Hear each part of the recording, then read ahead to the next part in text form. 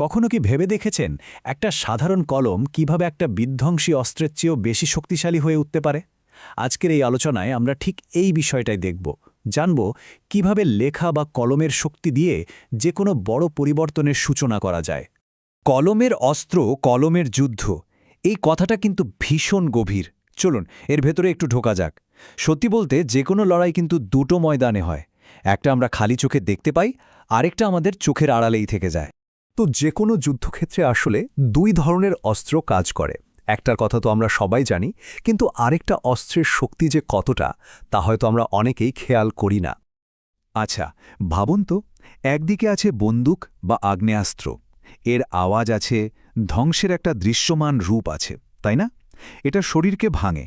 আর অন্যদিকে আছে কলম, একেবারে নিঃশব্দ, কিন্তু এর শক্তিটা অনেক বেশি গভীর। এটা কিন্তু শরীরকে নয়, সরাসরি মানুষের মনকে বদলে দেয়। এর ফল হয়তো সাথে সাথে দেখা যায় না, কিন্তু যে পরিবর্তনটা আসে সেটা টিকে থাকে বছরের পর বছর। তাহলে কি হয় যখন শব্দের এই লড়াইটা, এই গুরুত্বপূর্ণ যুদ্ধক্ষেত্রটা আমরা অরক্ষিত রেখে দিই? মানে এই ময়দানে যখন আমরা লড়তেই নামি না। আমরা প্রতিবাদ করি, হয়তো রাস্তায়ও নামি, নিজেদের আবেগ প্রকাশ করি, কিন্তু যতক্ষণ পর্যন্ত শব্দের এই যুদ্ধক্ষেত্রটা আমাদের নিয়ন্ত্রণে আসছে না, ততক্ষণ পর্যন্ত কিন্তু আমরা দুর্বলই থেকে যাই। আর ঠিক এই জায়গাতেই আমাদের বারবার আঘাত করা হয়। এই দুর্বলতার মূল কারণটা কিন্তু খুবই সাধারণ। আমাদের দৈনন্দিন জীবনে লেখার অভ্যাসটাই নেই।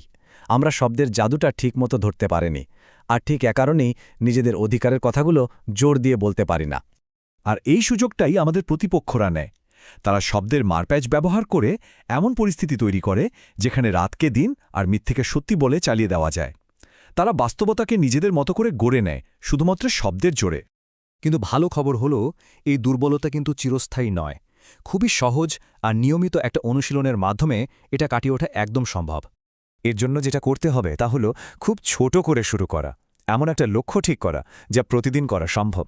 যেমন প্রতিদিন মাত্র ১০০টা শব্দ লেখা, যা মনে আসে, যা ভাবছেন ঠিক তাই, এর বেশি কিছু না। তো এই অস্ত্রটা বানাবো কিভাবে? দেখুন, শুরুটা হবে খুব সহজ, ছোট ছোট ধাপে। প্রথম সপ্তাহের টার্গেট থাকবে প্রতিদিন মাত্র ১০০টা শব্দ লেখা।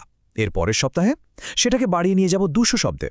এভাবে একটু একটু করে এগোতে থাকলে দেখবেন একটা সময় এক বসাতেই ৫০০ শব্দ লেখাটা কোনো ব্যাপারে মনে হবে না। এটা কিন্তু কোনো দৌড় প্রতিযোগিতা নয়, বুঝলেন তো? এটা হলো নিজের ভেতরে শক্তিটাকে ধীরে ধীরে জাগিয়ে তোলার একটা অনুশীলন। আর যেদিন এক বসায় ৫০০ শব্দ লেখার এই মাইলফলকটা ছুঁয়ে ফেলতে পারবেন, সেদিন থেকে আর পেছনে ফিরে তাকাতে হবে না।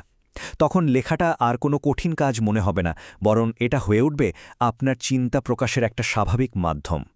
চলুন এবার দেখি এই ছোট্ট অভ্যাসটা কিভাবে একটা অদম্য শক্তিতে পরিণত হতে পারে। ওই পর্যায়ে পৌঁছানোর পর লেখাটা আপনার চিন্তার একটা স্বাভাবিক অংশ হয়ে যাবে। তখন আর আপনাকে শব্দ খুঁজতে হবে না, বরং শব্দরাই আপনাকে খুঁজে নেবে।